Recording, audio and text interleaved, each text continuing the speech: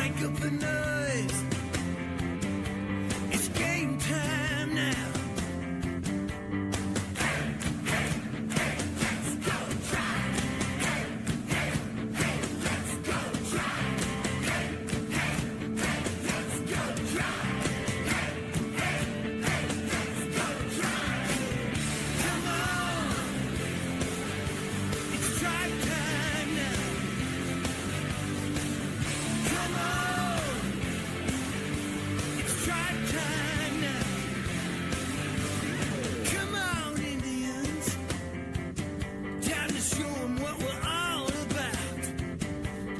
Turn up the volume. It's game time now. Come on. Let's go try. Let's go try. Let's go try. Hey. Let's go try. It's try time now. Come on. It's try time now. Come on. Yeah. It's try time now. Come on. Come on. Come on. Yeah. Come on. It's try time now. Let's go try. Let's go try. Let's go try. Let's go try.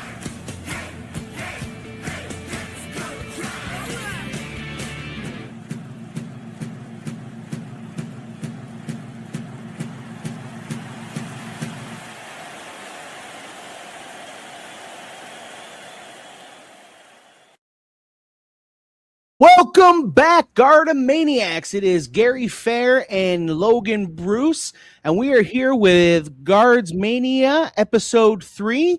And man, we are in week 3 here for the Cleveland Guardians. And man, what a season it's been so far, huh? Yeah, I honestly don't really know how to feel. I think we can probably take a step back and say it's kind of exactly what we thought it would be. We're on a little bit of a skid here, but overall, I mean, I think we're half a game or a game back in the division, still one of the top teams in the AL.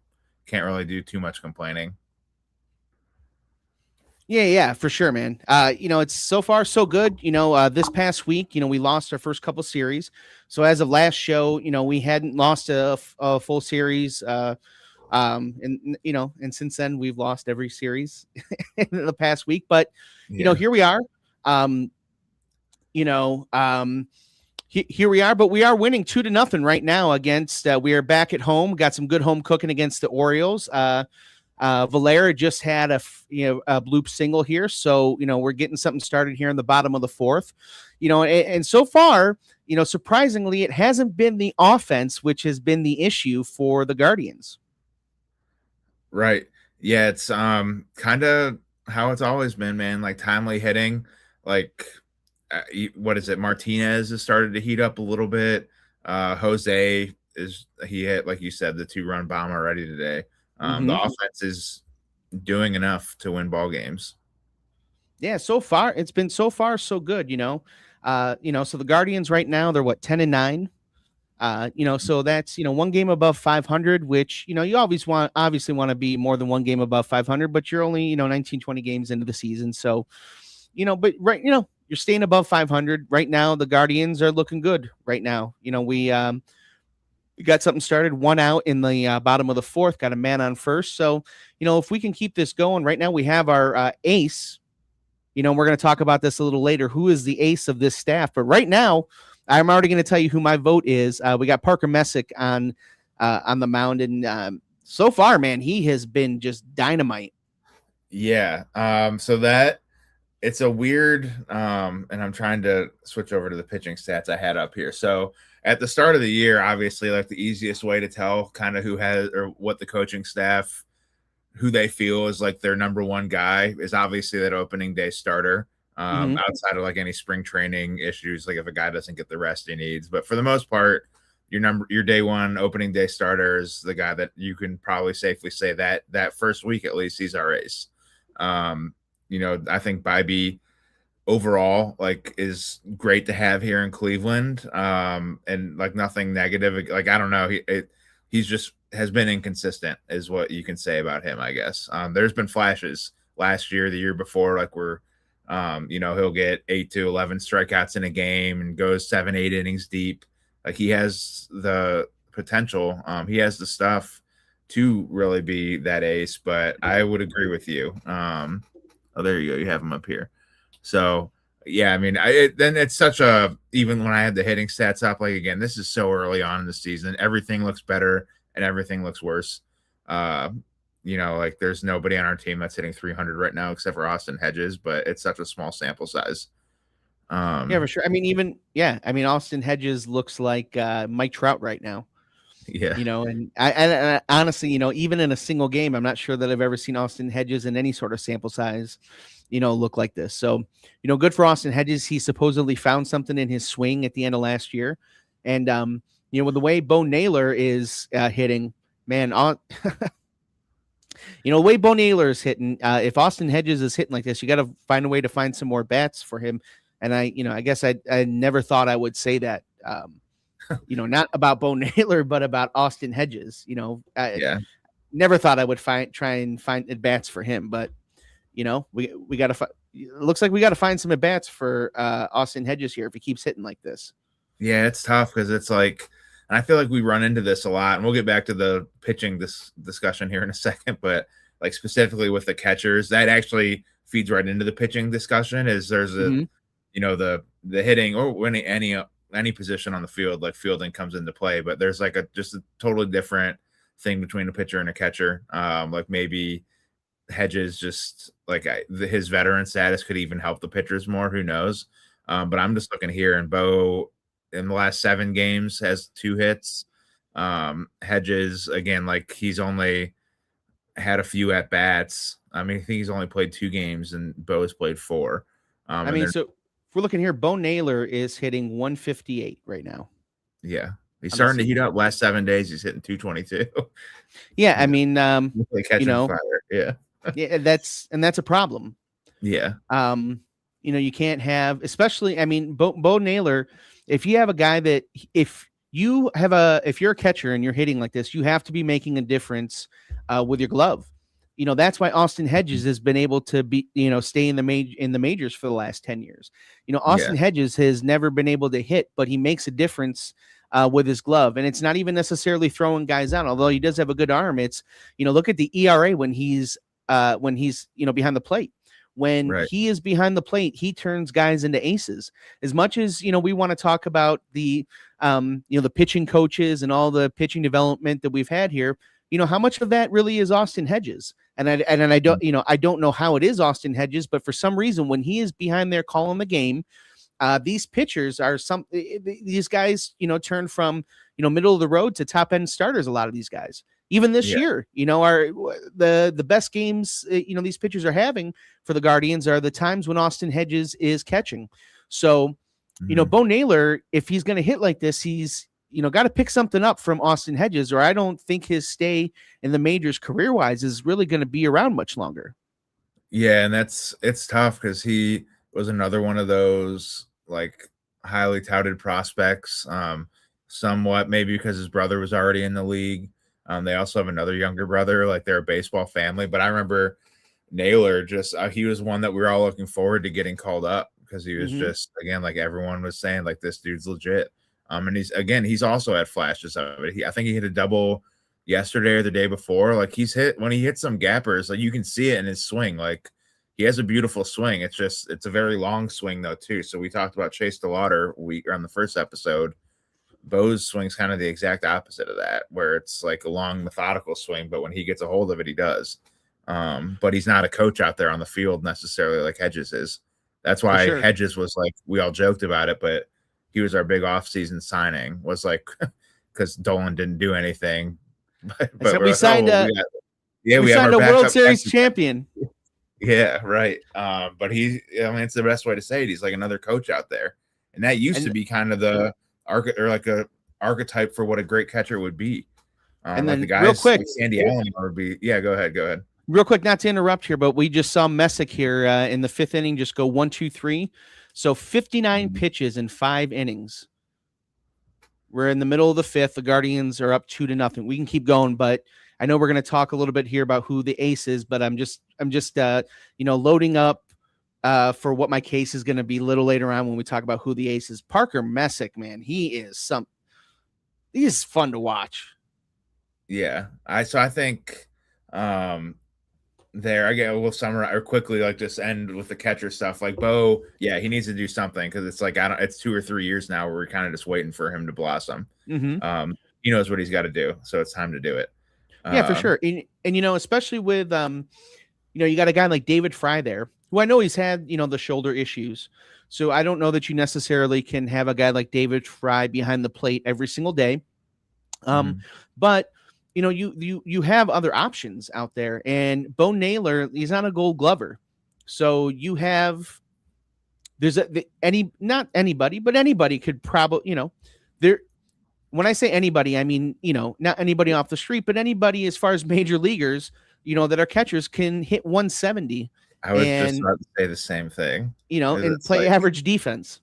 Yeah, that's right. Yeah, and I mean, we're rooting for him, obviously, and he shows, again, it's another guy that shows signs, like some of those doubles he hits, and it's stupid, but the game I was at last Monday, like the dude pulled the foul ball, and he just, like, he crushed it, and it's like, all right, well, those need to go fair. And if when those start going fair, then maybe, we'll be in a better spot. So I don't know. Sure. But yeah, to your point with so we were, the reason we brought up to the listeners, the pitching thing is just, I saw something on Instagram a couple days ago, and it was like, they were asking who the actual ace was of the Guards.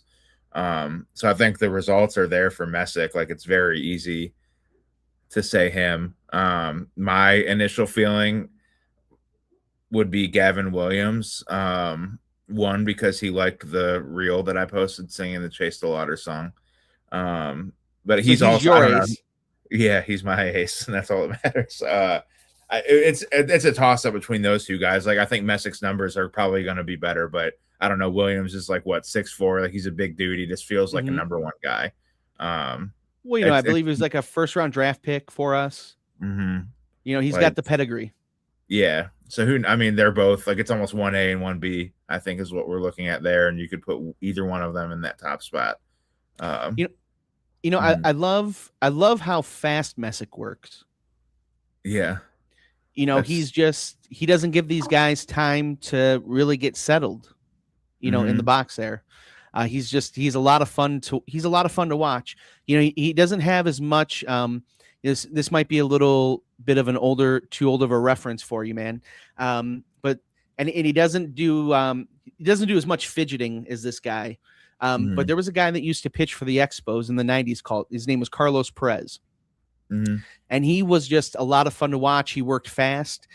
He was good for a little bit. And just kind of reminds me of him a little bit, as far as just like, being fun to watch. Yeah. And there's so Gavin's probably the exact opposite of that. Like, that's where he's like the big workhorse guy, and he's, got the relatively slow wind up, which throws hitters off of their rhythm as well. But yeah, that's the one thing I like about Messick is it's, like, he doesn't mess around. Like, he gives those guys no time to get comfortable. And with the stuff he's got, he throws one of those sliders away, and the guy swings and misses at it, and is beating himself up. And while he's beating himself up, the next pitch is already on its way. Yeah, for sure.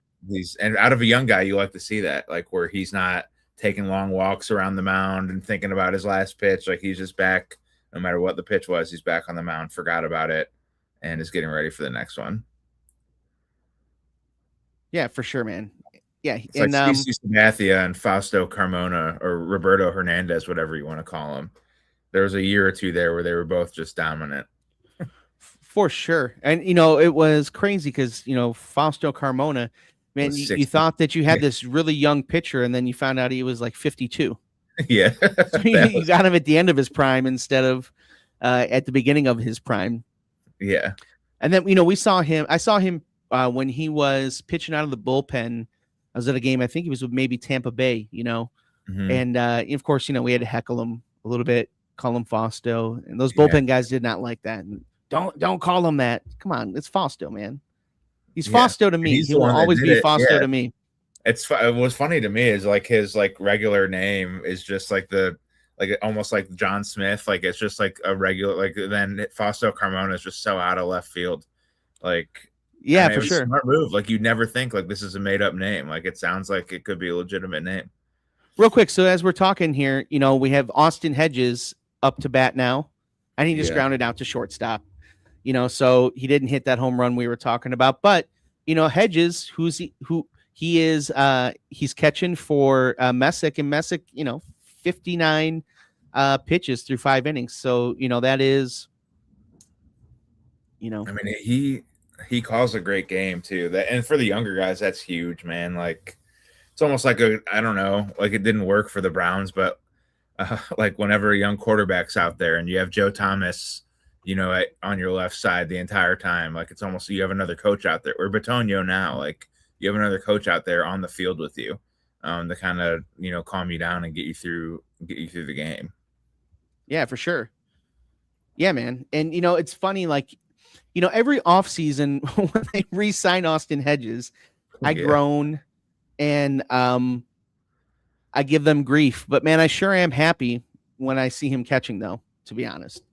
Yeah, that's where again, it's if Bo was hitting 350 and then like every 4 days, like we'd have to watch Hedges, it'd be like, dude, come on, man, can't Bo just play? But it's like, are you missing anything? And that's the problem with like, and I love Bo, want to see him do well, but that's the problem. It's like, are we even missing anything when he's not out there? No, I mean, you're not. Yeah. And the thing is too, is you have such a left-handed heavy lineup, and you're not hitting, and you're not bringing anything special on defense. I just don't know.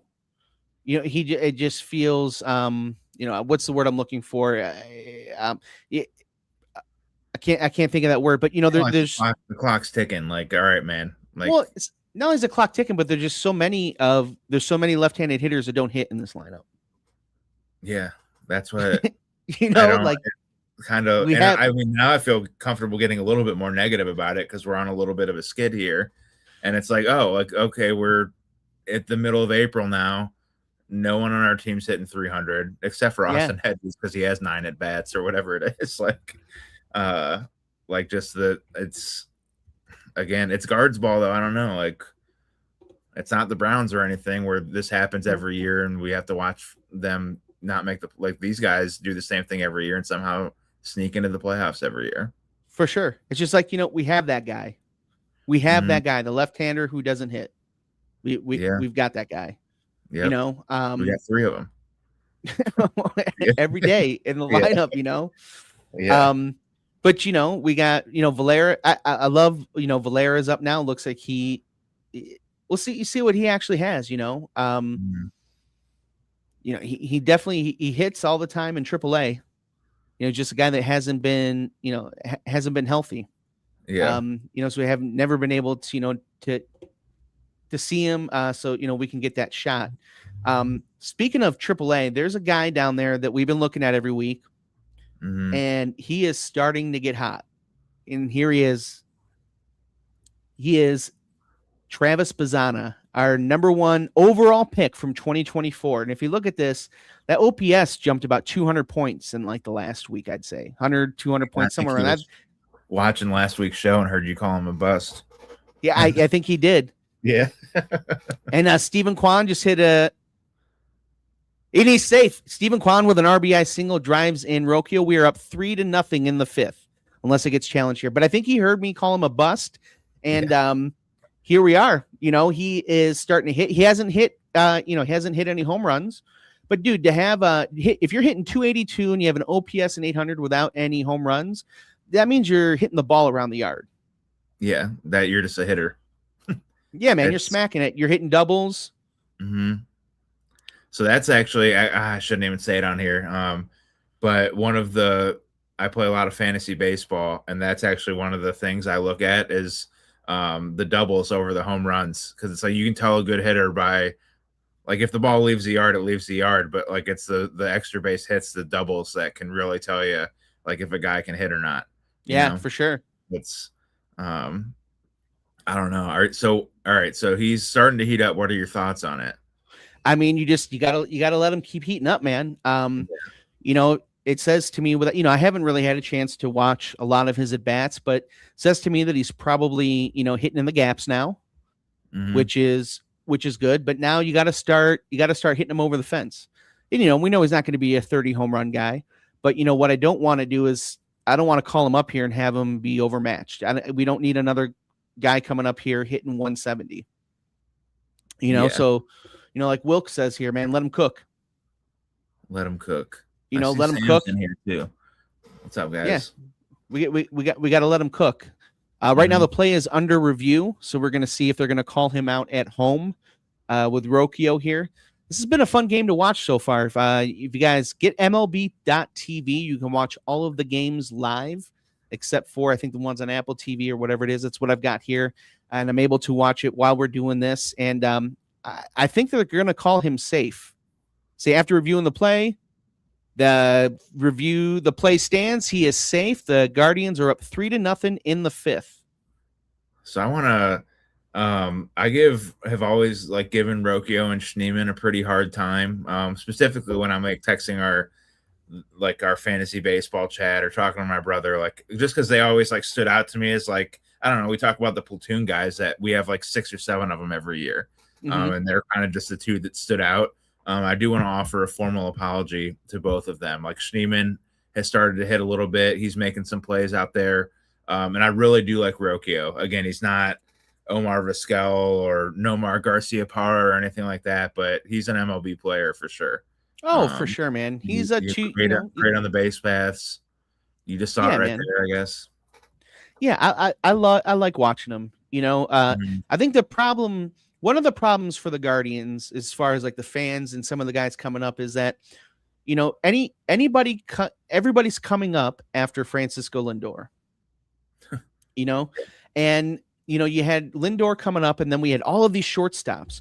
We had so many middle infield guys, so many shortstops coming up, and after you're coming up after Lindor, I mean, you can't. That is a shadow that's hard to come out of. Yeah. Lindor was when he was here. I mean, he's having a rough time in New York now, but when he was here, he was. Forgot all the rules of the game. You see that? Oh my God, man! It's like who is this dude? Because when he was here, Yeah. he was hitting 40 home runs and winning Gold Gloves. Mhm. Now New York, he can't seem to play any baseball, and what's going on? Does he think Juan Soto's the guy there with the Mets? And so it's crazy what's going on over there. Yeah. At one point in time, I was upset they didn't sign him, but after you heard what happened with the with the season that was shortened in 2020, with him not really applying himself, since 2020, man, he hasn't been the same. Yeah, and that's like at the time, obviously, like Lindor, like we all loved Jose when they were both here, but Lindor was just a superstar on the team, like just straight up, that's what he was. So when he left and we were left with Jose, it just felt like there was a giant hole there. For sure. And it still kind of feels that way. I 100% agree with you. It's like, I don't know. It's hard because you're going to get compared to him every single time.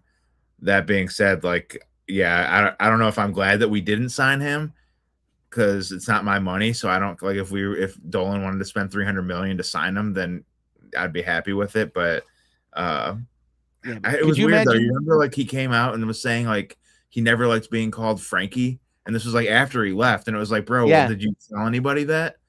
Like, well, I'm sure if you would have told Andre Knott that you didn't like being called Frankie, he wouldn't have called you Frankie for 6 years. Like, no, for sure. It was extremely weird.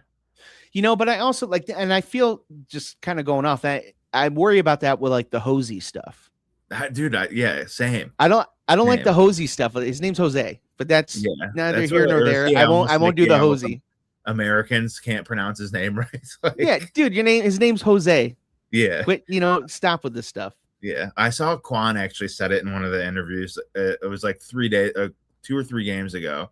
He said it to Andre. He's called him Hosey. And I was like, okay, well, at least like if the players are doing it, then maybe it's not as bad, but just say his name. Like we're already getting or robbing him by not giving him the other 100 million that he's deserved. For Let's sure, just man. call him by his I real just name. it's very confusing, man. I don't feel comfortable. You know what I mean? It's like when Julian Tavares was here. You know, it's like, is it Julian? Is it Julian? And then he did the commercial with BW3s about, you know, it's Julian, not Julian. It's like, but I kind of feel like it's Julian. You're making me uncomfortable, bro. Isn't Julio? Yeah. Like Julio, you know, I don't know. So You know, yeah, so we'll see. I Like, digress. yeah, Rocchio's there. Arias like had started to heat up. He's another one that I would like. I know he watches the show. That I would also offer one of Yeah. my formal apologies to. He bothers the hell out of me sometimes, but he's definitely another good ball player. It's just Yeah, all the for lefties, sure. man. The lefties that we can't see. Like, it's just tough. I just want one guy on our team to hit over 300. Yeah, Or two, or you know, I'll even settle and like, can three of them hit over 240? for sure. Well, let's see what we got here. So I we're made looking that here. up. We have Jose. So Jose. So he's definitely not there.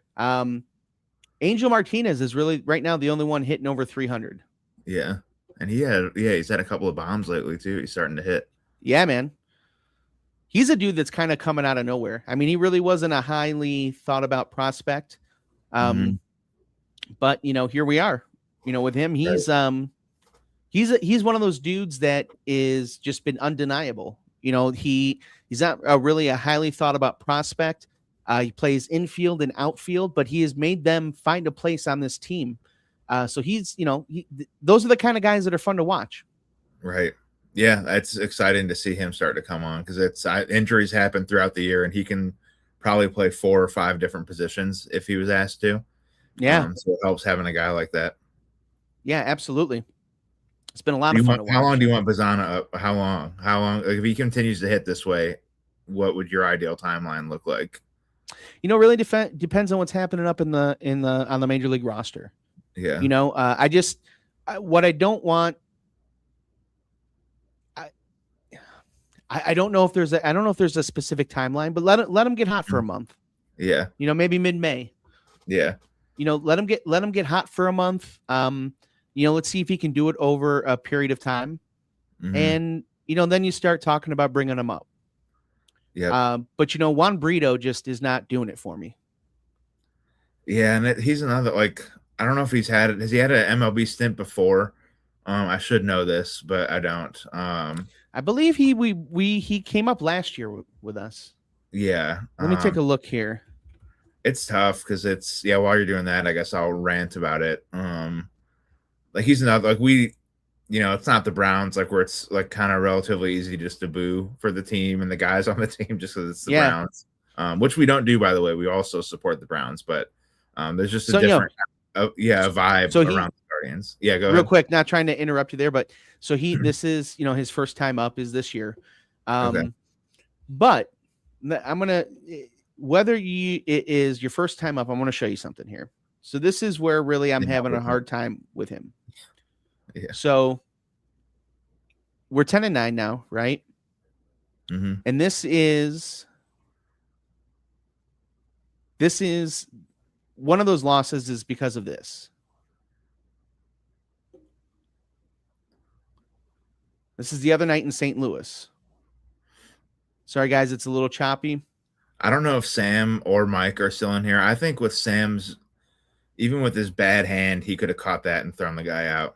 But did you play base? You played baseball. You played in college, right? Yeah. When you're fielding a ball in the infield or in the outfield, you're fielding a ground ball. What are you supposed to do to it? The exact, I mean, yeah, not field it off. Yeah, you're supposed to round it off. Like, you're supposed to get in front of it. Yeah.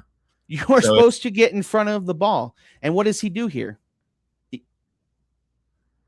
Is he in front of that thing? It. So that's where it's like they teach you he fielded that off his left hip.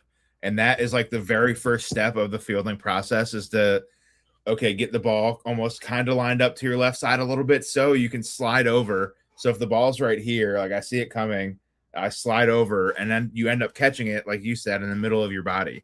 So it's like you start to field it off your left hip, but then your momentum starts to take you. They call it rounding the ball off. You round the ball off. So you pick it up and you have your momentum and you throw the guy out. He didn't do any of that. He didn't He do lined any it of up that, with his right? left hip and then tried to catch it. Right. And then if we look here, so this isn't his first error of the year, by the way. He's been up for a week, right? Yeah. So let's take a look in Kansas City. Turn off the volume there. Same thing. Or in Cleveland last week against Kansas City. Watch it again. Yeah. He does the same thing. Yeah. He does not get in front of that ball again. So like the first thing that go ahead. Sorry. No, go ahead, bud. I was just gonna say the first thing that like comes to mind when I see that is Juan Brito knows how to field a ground ball. He's made it to the major leagues at this point. So like the technique and concept, like how to field a ground ball, has been burned into his brain. It's in his muscle memory, everything else.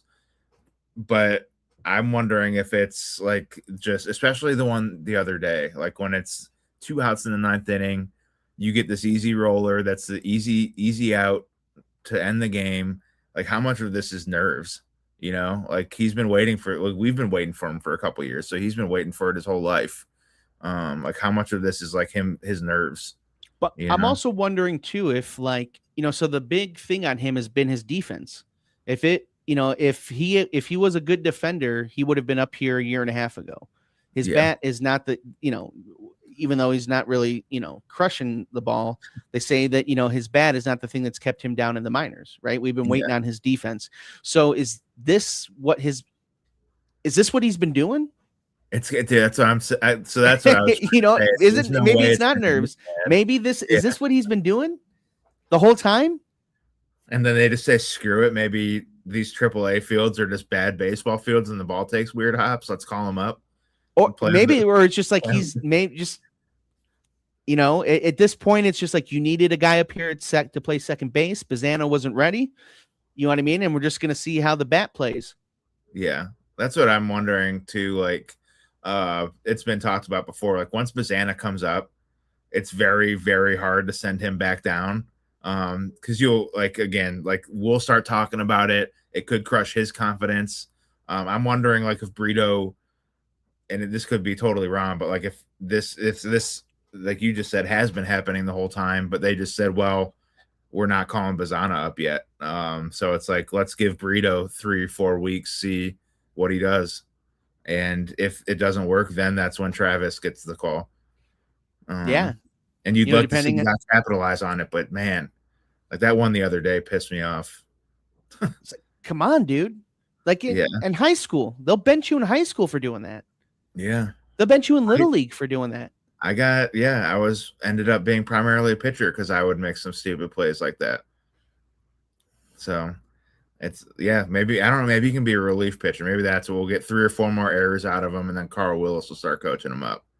Yeah. I mean, speaking of relief pitchers, what's your take on Slade Ciccone? I mean, he's a starter, but I think he's a bullpen arm.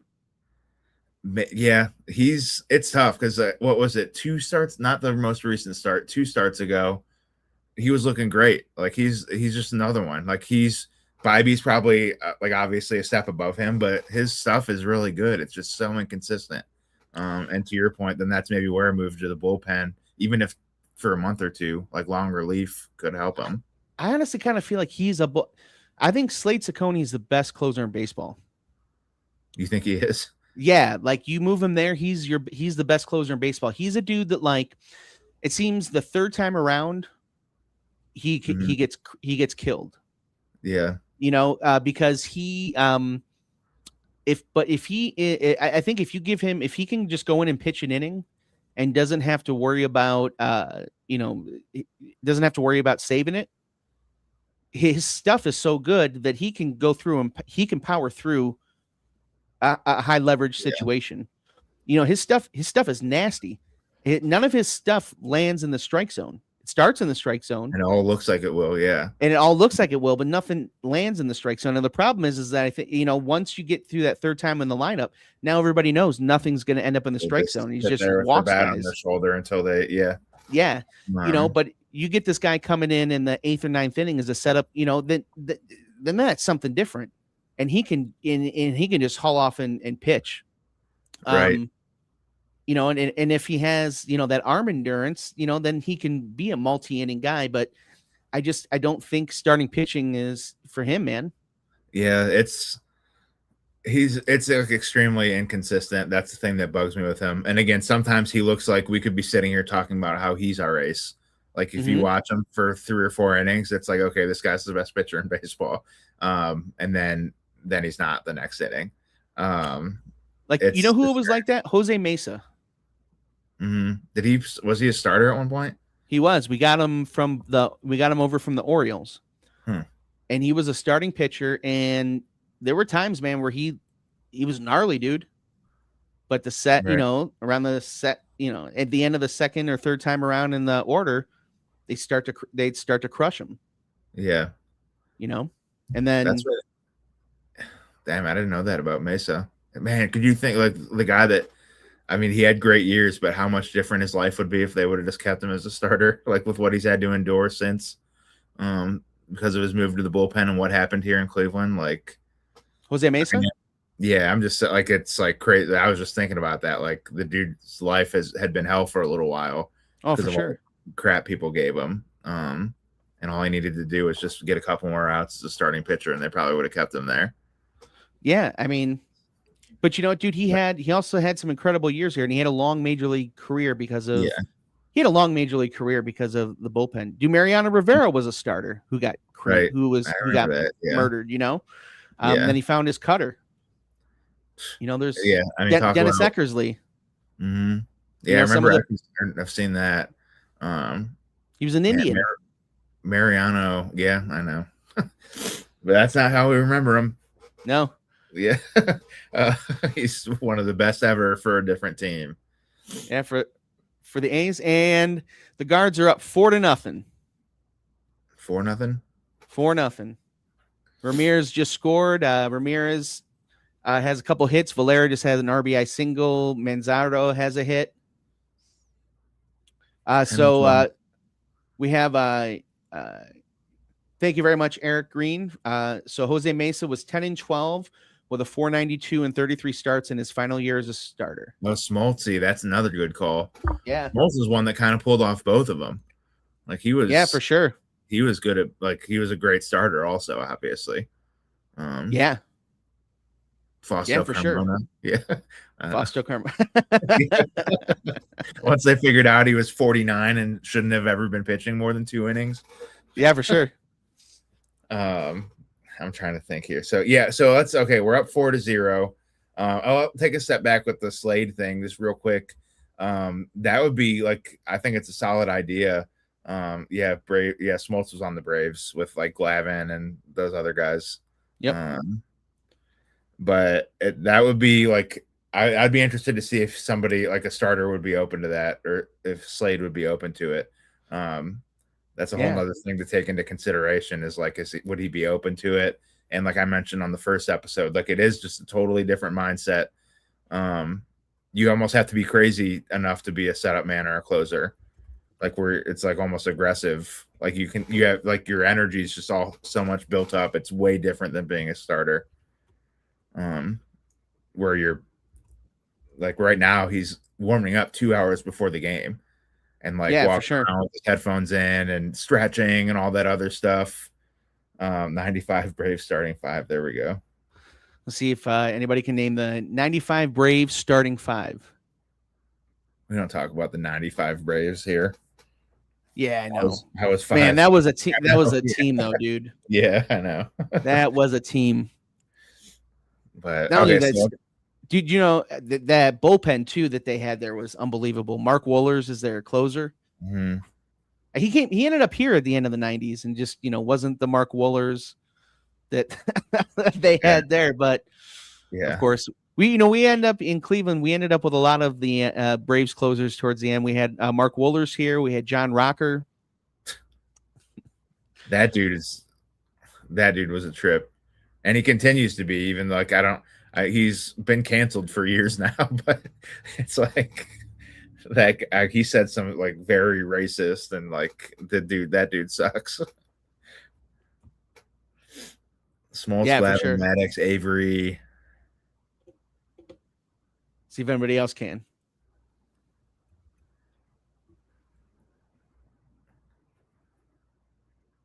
All right. See if anybody else can name. And there's no prize here either, guys. No prize other than just the pride of knowing. Just the pride of knowing if you you know it or not. Yeah.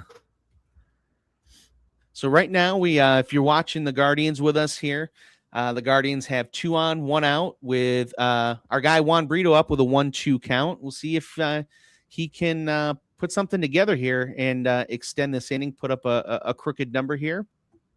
Mm-hmm.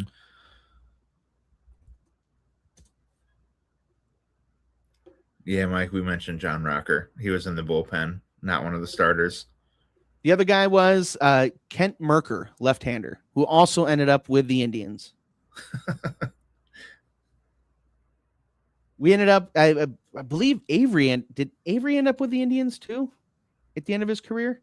I know Merker was with the Indians there in the end of the 90s. I thought Steve Avery ended up with us too. Greg Maddux would have ended up here. Where he was at the Padres at the end of his career? Is that where at the Dodgers and the Cubs?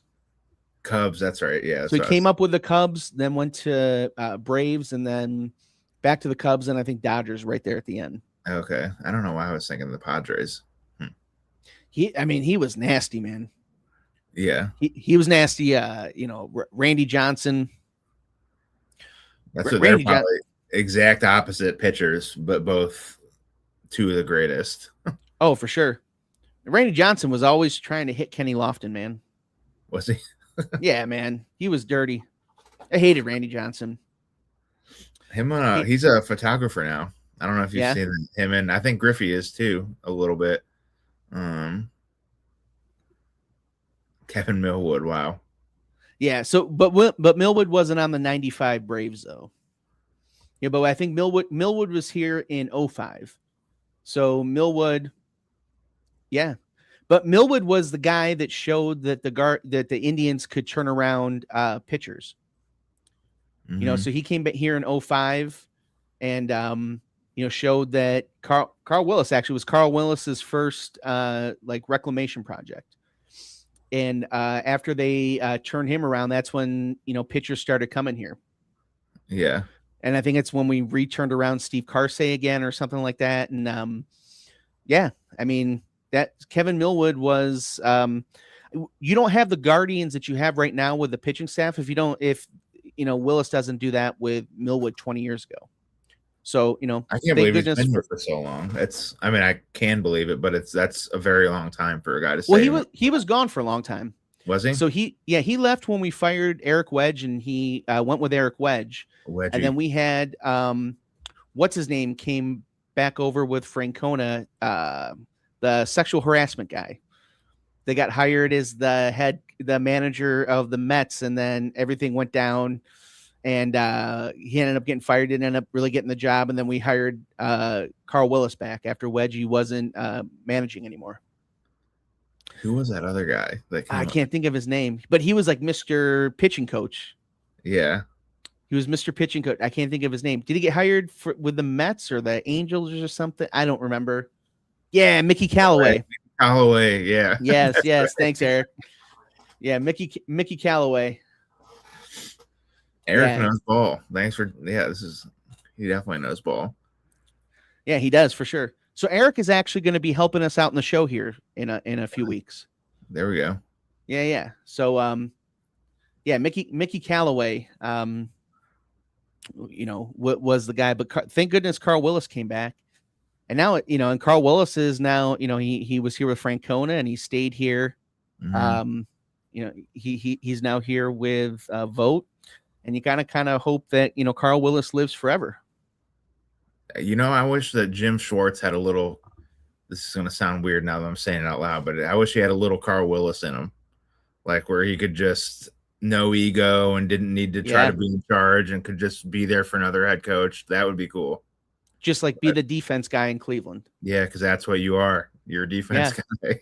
You're the defense guy, dude. This is your thing. Yeah. You know, you control the defense for the Browns for as long as you live. The way, we'll pay you. Yeah, you get And I paid think millions, that's what. and it's never your fault that we suck because the offense still takes the field.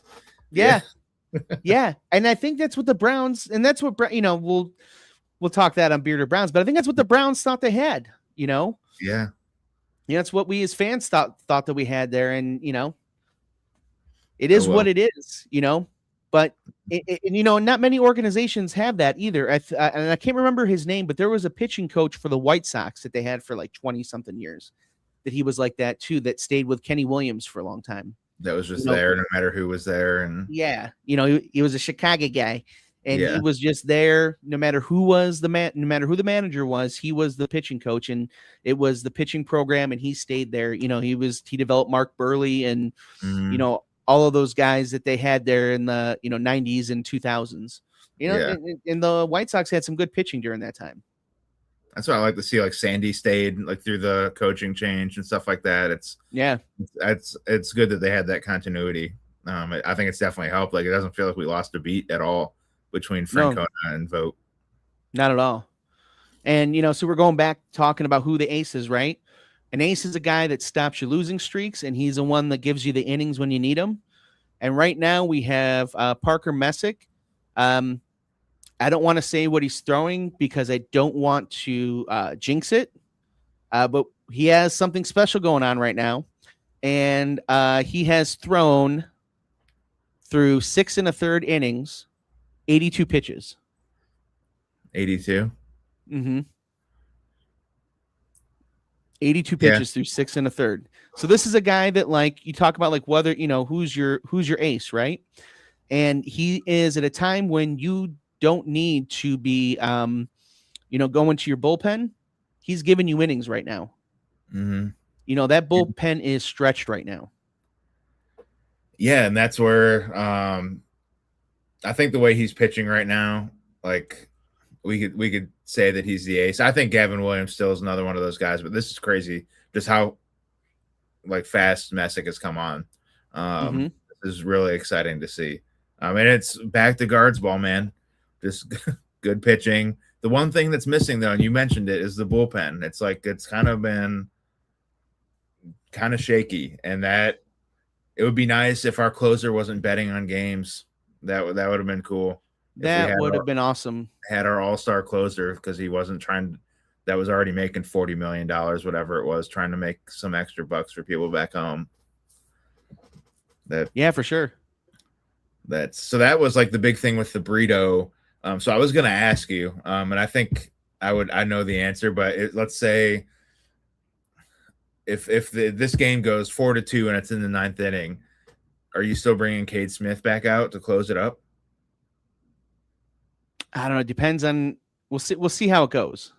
Yeah. You know, it depends on who's pitching and, you know, how and when they scored those 2 runs. Yeah.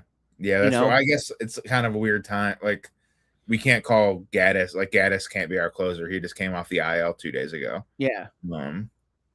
Yeah. Those cheaters that's crazy. I still can't believe that. And especially too in the playoffs when you're finding out that he's, when you're doing that in the playoffs against the Yankees, it's just, it's unforgivable.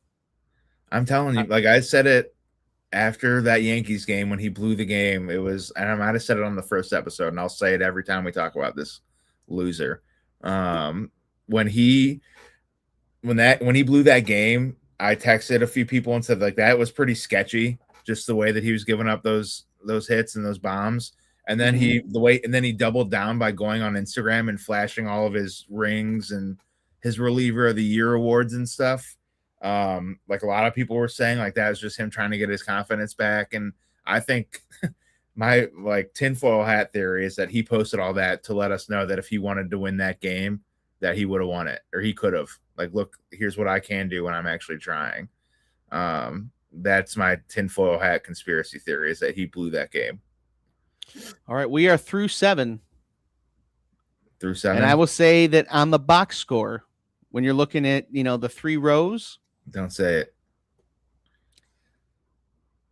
The Guardians have a 4, a 6, and a 0 on theirs. Yeah. Mm-hmm. And I'll that's just better tell than you what what the the other Guardians. that's better than what the other team has. Yeah, I won't say what the other team has. I will not acknowledge that. Yeah. I don't know why I can't get it I'm on the MLB app and I can't get the game. It doesn't make sense. Are you listening to it?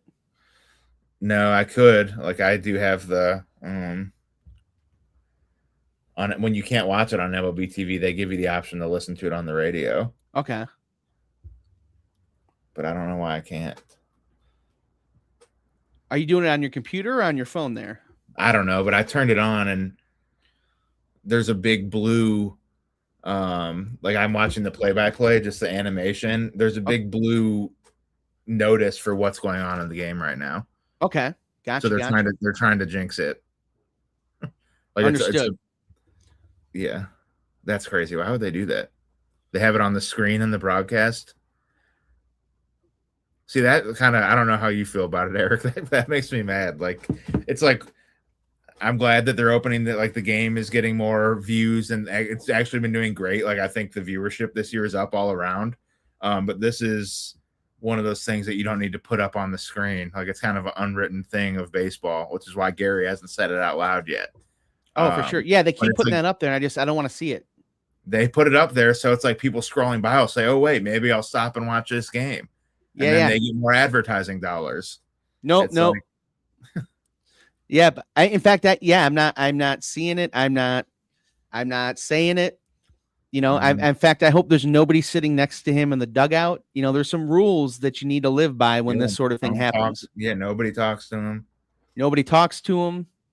You know, we got Brian Rocchio coming up to bat. You know, we need a couple, and you know, and going back, I'd like to see Rocchio, you know, put some stuff together here too. Mm-hmm. You know, I want to see him. I want to see him stick around. Yeah, that's right. Again, like he was one I was super like. I was gonna say super hard on. Like very, like very critical of is a better way to say it. And I was completely wrong. Like I would like him, even if he's not like an everyday starter. He's definitely a major league ball player. Yeah, I mean, he can be though. You know, he's upper echelon defense. If he can hit 260, you know, give you an OPS around 700, man, he's your everyday shortstop. 260, he'd be our second best hitter then. Probably. Yeah. Probably. I mean, he's hitting 220 right now with 2 home runs. You know, so he's very far off from where I'm wanting him to be. You know, but. You know, he can still get there. I still think he's a guy that can hit 260. Yeah. That's what's weird about usually these guys, just the way baseball is played in general has shifted. The pitchers trying to get as much velocity as they can and spin rates and all that. Like the game's just more powerful. That's why guys are swinging. Like you'll have the guys hitting 40 or 50 home runs and hitting 230 and the teams are fine with that. But we have the guys hitting 220 or 230 and they have 11 home runs every year. It's like, I don't know. Like we're not even hitting for average. That's it's just weird about the whole situation. It's like, there's no way, this is going to be a crazy take. And I think I've kind of said something like this before, but there's no way that you can't tell me that baseball wasn't better when there were steroids. I'm sorry, man. Again, I grew up like, so that was like, again, I mentioned like when I fell in love with baseball, it's like in the 90s when I was like a 10, 11-year-old kid. Like you were already partying and smoking weed and everything. Or not, we're live right now. But I don't know. I loved it. Like I've said that before myself is like, I don't know, just there's got to be a middle ground, I guess, to it. There's got to be something, man, where these, you know what I mean? These guys there's too many 220 hitters, you know, there's just too much of that going on. Yeah. It's not. And it's again, not that it's not because the pitching's that dominant because the guys are getting hurt all the time. Like Tommy John surgeries. I don't even know what hundreds of percentage that has increased over the years. Like the amount of Tommy John surgeries these guys get. Well, no, that is increased, but there's a whole lot more guys though that are throwing 98, 99, 100 miles an hour than there ever was before too. Yeah, that's what I'm saying. They're putting more stress on their arms. Mm-hmm. Like the coaches are teaching them to increase the spin rate, and the increase in spin rate, even on a breaking ball, is all stress on your elbow. So that's where, yeah, I don't know. Like, I love if this was right. What does he say? Yeah, and fans needed to come back. For sure. Like, All I right. love watching him Stephen Kwan with a single. He's got 2 hits today. There we go. Yeah, I finally got the stream going, but I guess I'm a little bit behind. Okay. I don't know. Yeah, the guys hitting 210 and 220, and just it's odd that every team has like 4 guys, except for the Dodgers or something maybe, but like 4 guys on their team that struggle to break 200. For sure. And it's our whole team except for Jose and Kwan that struggles to stay over 200. Yeah. And hopefully DeLauder, Yeah, he's at what, 260, right? Yeah, he's hitting 250 now. Yeah. We'll take it. But even that is, that was 30 years ago. That was Paul Sereno. Yeah. And you were like, Paul Sereno before. Paul Sereno was okay, but nobody was. You weren't excited for Paul Sereno. Yeah. But now Kwan single. He killed that right back there. And and the thing that worries about me, that worries me about DeLauder, is I know that this is the swing that got him up here. And on that first show, we were looking at the swing, but that dude has more back foot movement than anybody in baseball. Yeah. And I'm just wondering if like maybe that's the reason for all his lower body injuries. Yeah. And if that at some point is not going to be exploited. Are they going to figure out a way to exploit that and run him out of the league in 2-3 years? Somebody's got to teach Carl Willis how to start coaching hitting then, so we stop that from happening. Yeah, no, that's a good point. Like they don't watch film, like they don't study film in the minor leagues like they do in the major leagues. Right. So I just saw a swing here, and there was a lot less movement than we saw at the very, very beginning of the year. Mm-hmm. But there it's definitely a lot of movement there on those swings, and it just we gotta figure out a way to get that a little lower. So as you see here, we got the schedule coming up here. We got 3 at home against the Orioles, the home stand here, or 4 against the Orioles, and then we have the Astros coming here, and then we go away into Toronto, and then 3 more at home against the Rays. So that's kind of weird, leaving the country for 3 games, or on a little mini road trip for 3 games and right back. Yeah, for sure. So it's not an easy schedule, but it's not an easy schedule. Orioles are a good team, Astros are a good team. You got the American League champions there, and then the Rays. So. Mm-hmm. The Guardians definitely, this first month of the season is not, been, it's not been an easy schedule for them. So, we see them coming out of here, over 500 in a month where they usually have their issues. I'm going to be very happy I'm happy with what I'm seeing so far for the most part. Yeah. I don't even think like after those first few series that we had, like if we would have predicted what was going to happen, nobody would have predicted we won all 3 of those series, nor would we have predicted that we would have lost the last 2 either. But I think, if we can stay 500 or better through that first month, that's huge. Yeah, for sure. Jose with another hit. So Jose is on fire. So he started off slow, but man, he is just raking right now. Jose seems to do this. He goes through these little slumps where he's hitting like 090, and then he hits 450 for the next 2 months. Yeah. If he keeps doing this stuff, there's gotta be an MVP trophy in his closet here one of these days coming up soon. That's where, if you're in the top 3 every single year, one year it needs to be yours. Like, for sure, especially for a team that is constantly in the playoffs.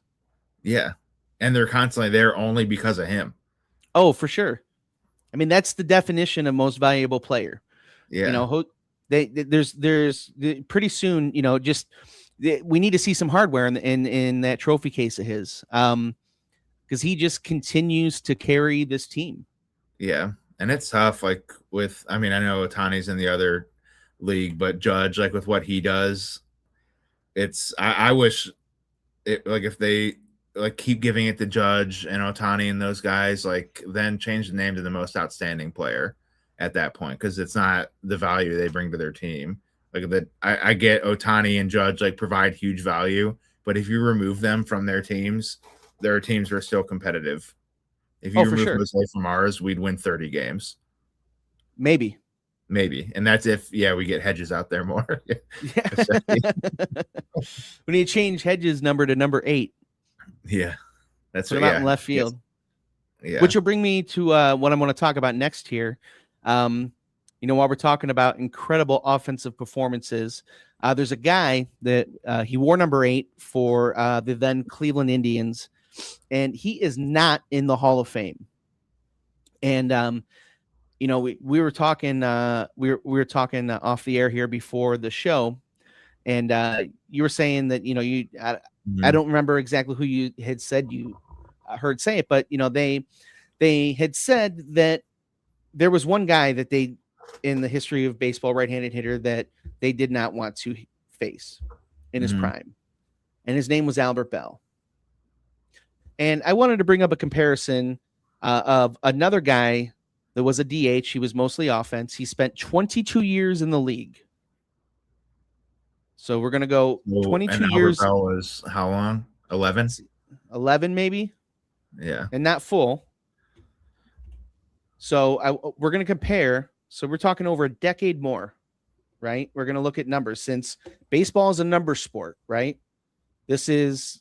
Baseball is all numbers. Yep. These are the differences in the numbers that put Harold Baines in the Hall of Fame versus Albert Bell, who really had 9, maybe 10 full seasons in the majors, really just the 90s, 91 to like 99, 2000. So Harold Baines played 1,300 more games than Albert Bell. Wow. Now, he did have 1,000 more hits, right? But that's not, so if you're talking like a per game, you're seeing here already what the trend is here. Albert Bell per game here was crushing Harold Baines, right? Mm-hmm. Home runs. Harold Baines was a power hitter. In 1,300 more games, he hit 3 more home runs than Albert Bell. Yeah. And knocked in less than 400 more runs. Albert Bell, his slugging percentage was 100 points higher. His OPS plus was 23 points higher. He hit 295 to Baines's 289 and had a higher WAR. In 1,300 less games. And they can't be taking and it's not like Albert Bell played for 4 seasons, like where you could make the longevity argument. Like it's 10 years is still a very good career to be in Major League Baseball. 10 years. Kirby Puckett had about the same longevity, and he's in the Hall of Fame. Right. And you can't use the character because Kirby Puckett was a dickhead. Yeah. And it's come out about some stuff about Kirby Puckett after he died too. Kirby Puckett was, his, I don't know. Right. So really it's people that didn't like Albert Bell. It's literally just people did not like him. But all right. Jose Ramirez just reached into the crowd for the first out of the 8th inning. Albert stole 88 bases. Yeah, because he ran over the shortstop every time they tried to tag him out. Yeah. Oh, that's still my favorite play. Yeah. But that was baseman, but yeah. Yeah. Well, he thought he was going to be a 40-40 guy at one point. Yeah. Maybe 40 home runs, 40 games suspended. Yeah. For running people over. Yeah. I mean, that play is just crazy. Like, that was a huge hit. That's why I'm surprised the Browns didn't. Well, I guess maybe that was while they were the Ravens, but somebody didn't give them a call and say, "We need you at outside linebacker." Oh, for sure. Yeah, I think the Browns had just maybe left. Maybe. So you're talking. Yeah. That's October of '96. Oh wow, I just saw that Jose play. What the heck? That was That wonderful, was a wasn't it? great play. Yeah, his And you see little him break his bat over his knee. Then he's walking back. Yep. How did he catch that? That looked ridiculous. He like tripped into the net. And so we're seeing here now. This is probably the deepest Messick has gone. I don't know if in the minors, but definitely in the majors. But these guys don't really go that deep in the minors either. So, he's starting. He just went 3-0. But that he went that walk he had in the first inning. I think it was the first 2-0 count or something like that all year. Yeah. But he's fighting back, man. He's got it back to 3-2, and I wonder if they're putting it up on the screen because the announcers aren't saying it. Like, I guess there's got to be some way to let people know, but yeah, I don't know. I still don't like it. me either. Like, just don't say it. Somebody like the box score pops up at the end of every inning. Just For sure. That's when you'll see what's happening. But they also you got to get people watching it too. Yeah. I'd love to know if there's anybody warming up right now, though. Strike 3. See, I just got the 3-1 pitch. Am I ruining this here for you, Logan? No, I don't care. Okay. I don't want to call it out too soon for you, but this is looking pretty good. Now, this is going to be one of those things. If this happens, I don't want to, we're not jinxing it here, but they say there was like 350 people in the stadium the last time this happened, but 45,000 people say they were there. Yeah. You can see the crowd here. There's not 40,000 people there. There's not 40,000 people there tonight. Yeah. There's all of a sudden a lot more people sitting behind home plate now than there was at the beginning of the game, though. Yeah. So people have definitely moved down. So I was at the game where they did, like, Jose set the record for games played. And they moved everybody behind the dugout. So when all the pictures and videos were happening of Jose accepting his reward, it looked busier than what it was. Really? Yeah. So if you see those pictures, it was fake. Hey man, you gotta make it look good. Yeah. It was like everybody in the stadium. Yeah, all 70 of us at the stadium were packed in behind. Let's see if we can find anything here. The most pitches that Parker Messick has thrown. I like that he's got the stirrups, man. Like, he's got his pants rolled up in the stirrups. That's old school.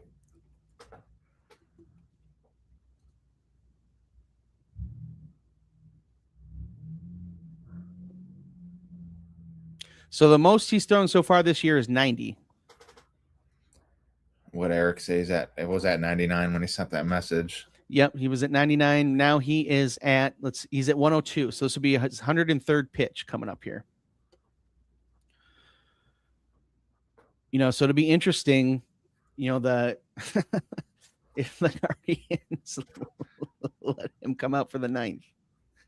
That would be some 2026 MLB shit right there. That'd be some bullshit right there if they don't let him come out. 2026 baseball in a nutshell. Oh my God.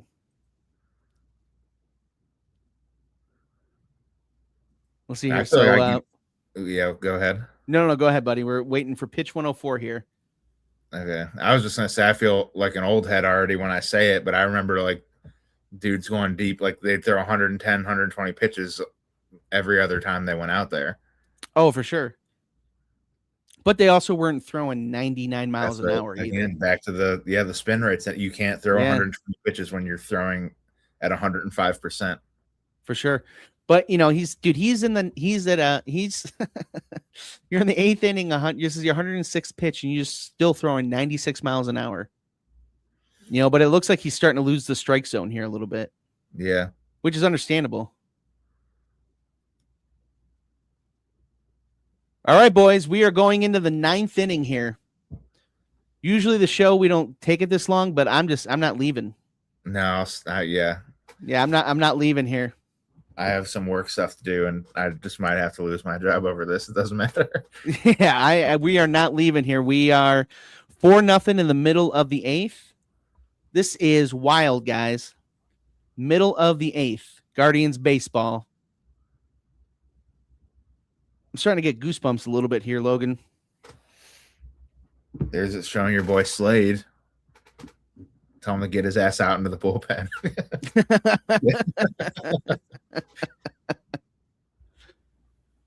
Yeah, see, I just saw I cannot believe. I think it is because this game, like, I can watch every MLB game on, like, most of them at least on the actual MLB app. But then, like, this one's actually locally televised also. So then it doesn't let me do it. See, that's weird. I don't know. That's weird because I'm also local. Yeah, that's what So I don't it's under- letting me do it. It's just the app thing, or I don't know. What do you say it was? MLB.TV. Or go to MLB.com.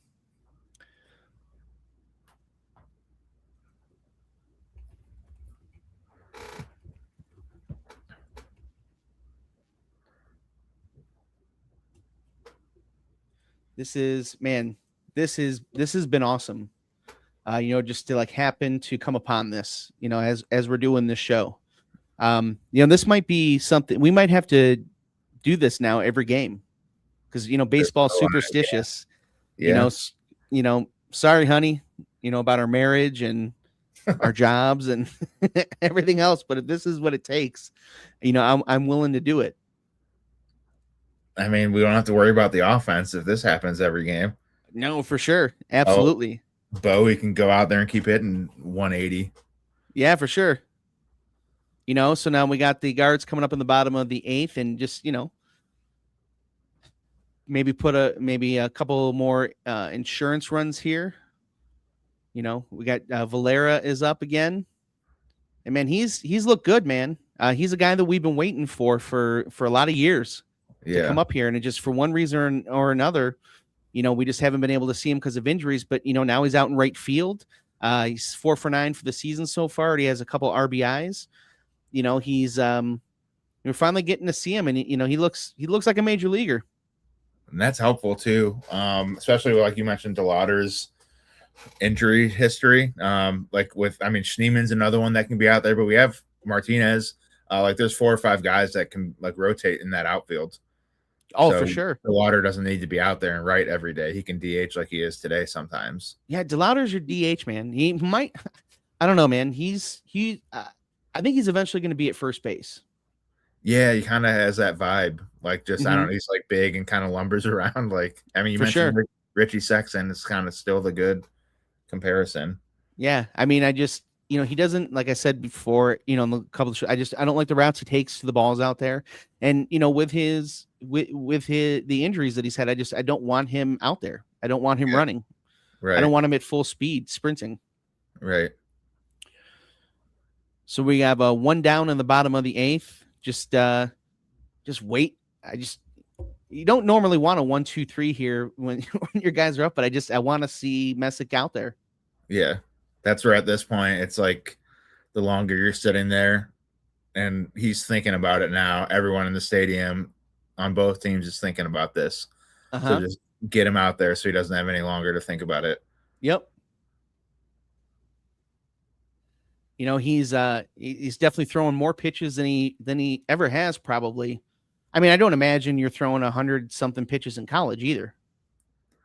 Maybe in college, definitely not in the minors. That's another. We talked about Brito. That's a whole nother thing. Like, it's the minor leagues have to be so weird because there's not really an urgency to win the games. Like, you're not there to win.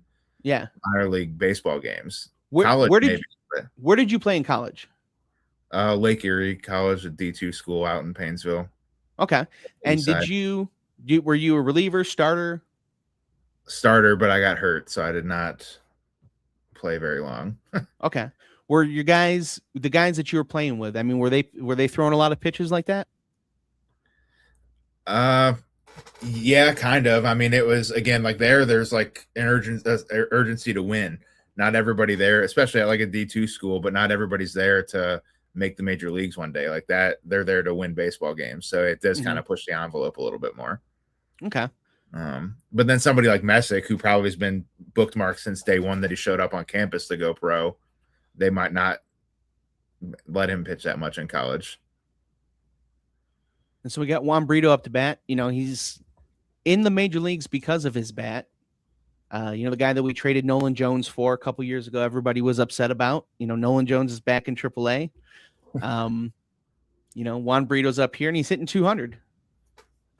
So he's what more can you ask of him for the Guardians? That'll keep him here.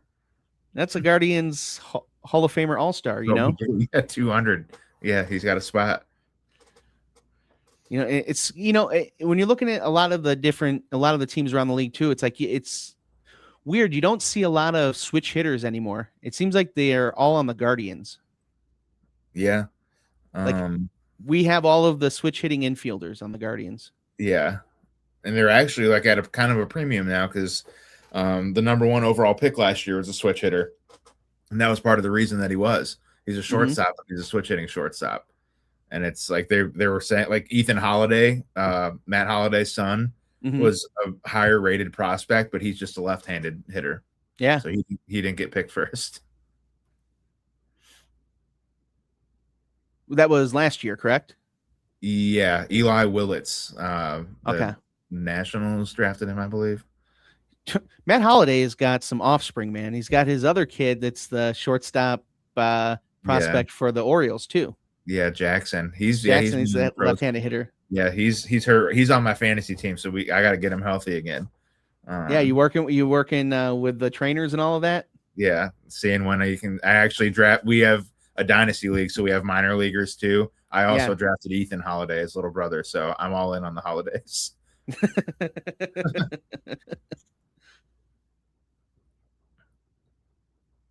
And Juan Brito. So in talking about like Juan Brito, just like we just want to get Messick back out there, right?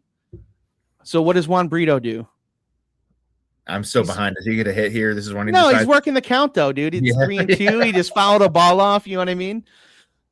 He's working the count now. Yeah. And now he's pulling the ball down. It's a foul. He's working the count though, dude. Come on. Yeah, what an asshole. Yeah. Are you trying to get a hit? What a jerk. Yeah. This guy can't win. Yeah, he blew the game a couple of games ago, and now we need him to strike out so we can get this moving. And then he walked. What a jerk. That doesn't help. What a jerk this guy is. Yeah. And now if this thing that we're saying that we're not acknowledging doesn't happen, it's his fault. Yeah. It'll be two things he blew. Yeah. Yeah, it'll be two Guardsmaniacs out there, man. That'll be two things. And now it's a pit now coming out to a mound visit. They're gonna switch pitchers. Dude, they're gonna make his arm cold. Yeah, dude. This is all on Brito. Just strike out like you usually do. Yeah. Dude, he was swinging at pitches at his shoelaces. And then you walk. Come on, dude. Juan Brito. Fantasy baseball? Yeah, man, I'm down. Yeah, I'm in I have like a regular fantasy league that redrafts every year, but then we have a pretty intense one where I have like a full minor league system that we've been drafting guys in for 2 years now, like 15 or 16 minor leaguers. All right, so the Guardians are at a commercial break here while they're it's got the pitching. That's great. This is as annoying as this is. It's also why I love baseball. It's like the guy did throw 40 pitches, so that might be part of the reason he's coming out, but also it's in like you go out there to keep that starting pitcher in the dugout a little longer. Oh, for sure. It's a little bit of gamesmanship. Yeah. Yeah, it's definitely some gamesmanship in there. I do miss. I understand for like the pace of the game, why they made that change where you have to like have the pitch against a certain amount of guys. You can't. Yeah. You have to face 3 batters or whatever. Yeah, dude. But I do kind of miss the left-hander coming in for one guy and then the right-hander coming in for one guy and left. Hargrove coming out. Yeah, or Francona coming out for one guy. Yeah, that's all the stuff, and like some people disagree with me when we talk about it, but that's the stuff I hate is like did we need to modernize the game that much? Like, are you really not watching baseball because this like Andrew Miller only threw to one batter? Like Yeah. there's I if just it's I don't know. what you just needed to do was just, limit the commercial breaks. Yeah. You have a certain amount of commercial breaks, and then because that's really what was killing it was you had to have a 5-minute commercial break in between each one of those. Yeah. These It's I guys don't know. can come in and warm up and be in the. I want to see the game grow like again, like the viewership and everything's up this year, which is awesome, but I don't know. It's like I worry like along the way, like they'll lose those of us that have like loved the game for. Hey, sorry about that. I removed you instead of the other thing. Go ahead. They'll lose. You said they're Uh, going to lose those of us that love the game, and then I removed you. oh, I lost you. that's all I was saying. It's just Yeah. like with all these changes, like the ABS and all that hasn't made me not want to watch baseball or anything, but it's like just because like the new generation's attention span's so short, like Mm-hmm. our game has to get changed. But I don't know. I like the ABS. Yeah, I like it too. I like the pitch clock. I like some of that stuff. I Mhm. think it's made it. I don't know. I think it's made it more fun. Yeah, You know, I was against ABS at first, but I love it now that it's here. It's like I think I think the umpires. I don't know if you've seen it, but it feels like their strike zones are also a little bit better. Like mhm. like they're calling a tighter strike zone because they're not as like how individualistic it used to be. Like where this guy would always call pitches low and away, and he was known for it. Oh, Like for sure. now you can't do that shit because they're going to call you out. They're going to challenge it. Yeah, if you had ABS, but if there was ABS in 1995, this Dude, Albert stadium would be Bell sold out right now. The Yeah, stadium would be sold out right now because the Indians would have had a World Series chip in 95. yeah.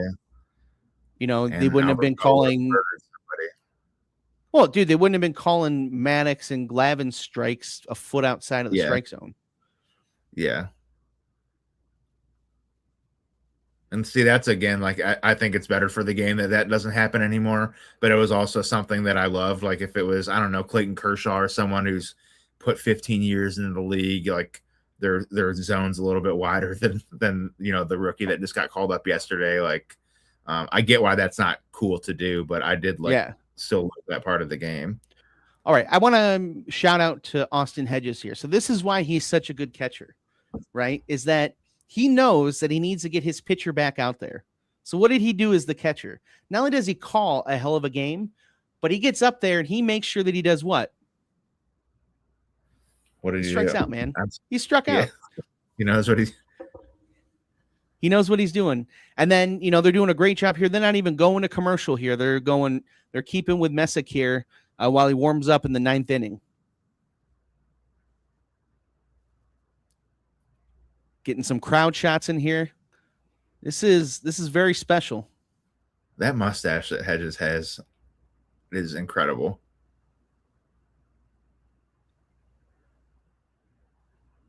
And then Messick looks like he couldn't grow that if he tried to for 3 years.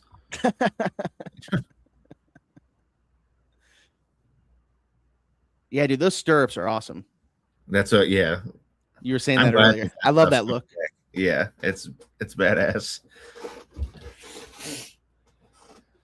All right, we are going into the top of the 9th. He's at 106 pitches. See, and this is weird too, man. I think we would do it because we have the podcast and everything, but like everyone's just sitting there on their phones, like taking pictures and videos. Like, take a step back and enjoy what might be happening here. Yeah, for sure. Yeah, for sure. I mean, it's not like you're not going to be able to watch this on, the internet afterwards. Yeah.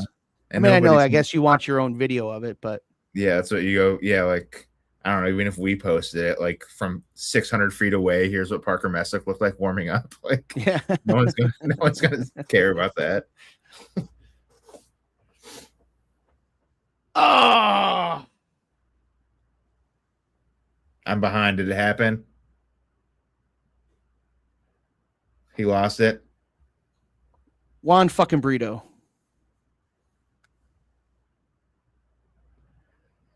I'm about to see Sorry it for now. the guys.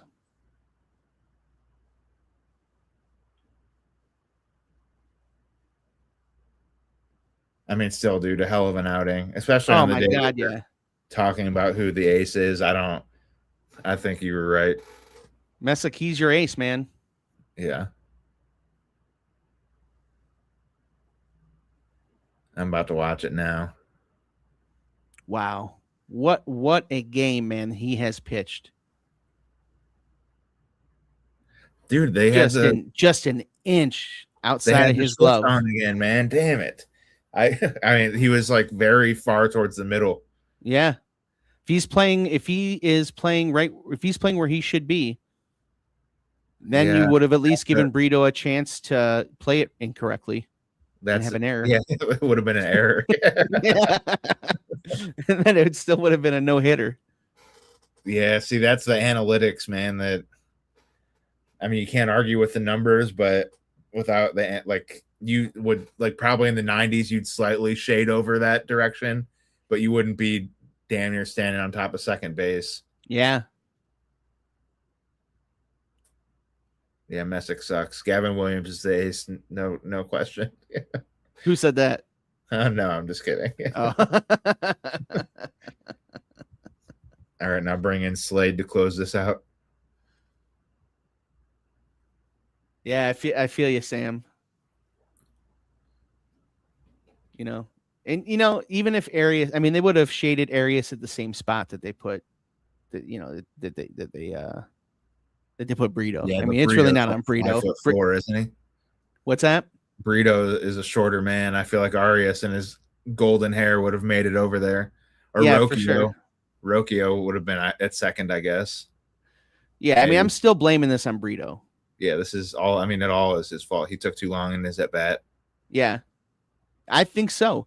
He needed to just get out. What are you doing walking? You get Messick back out there. Yeah.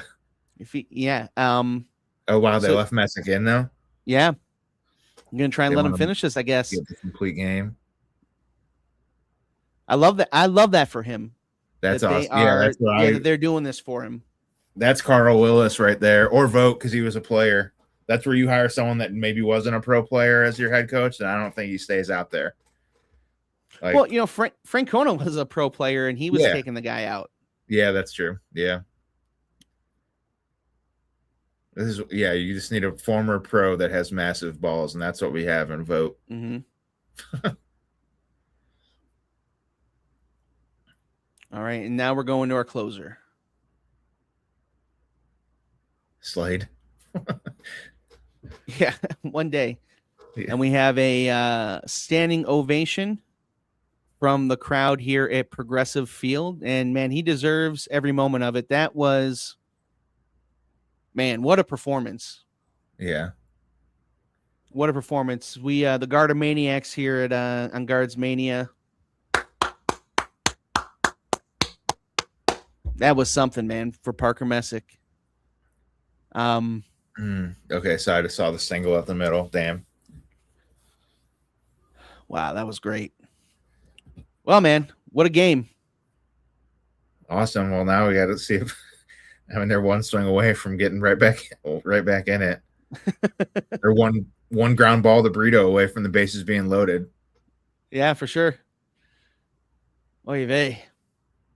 Well, Logan, man. I think I'm gonna go eat some dinner here and watch the rest of this game here. Yeah, same. It's been a pleasure. You guys, thank you very much for joining us.